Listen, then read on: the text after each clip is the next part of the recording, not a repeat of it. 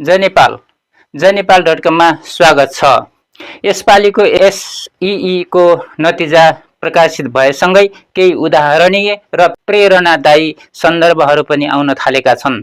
दाङको लमै नगरपालिका 3 फल्कापुर निवासी हाल घोराई उपमहानगरपालिका 15 मा बसोबास गर्ने आमा र छोरीले एकैसाथ माध्यमिक शिक्षा परीक्षा एसईई उत्तीर्ण गरेका छन्। पार्वता अधिकारी र उनकी छोरी आयुषा अधिकारीले यस्तो उदाहरणीय सफलता प्राप्त गरेका हुन्। विभिन्न कारणले पढाइ छोडेकी पार्वता अधिकारीले लामो अन्तरालपछि पुनः अध्ययन सुरु गरी घोराईको महिला चेतना विद्यालयबाट कक्षा 6 देखि 8 सम्मको अध्ययन पूरा गरिन्।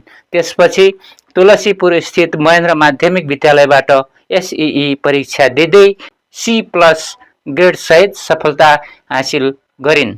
छोरी आयुषा अधिकारीले ज्योतिपुञ्ज स्कुलबाट एसईई मा सहभागी भई A+ ग्रेड सहित उत्कृष्ट सफलता प्राप्त गरेकी छन्।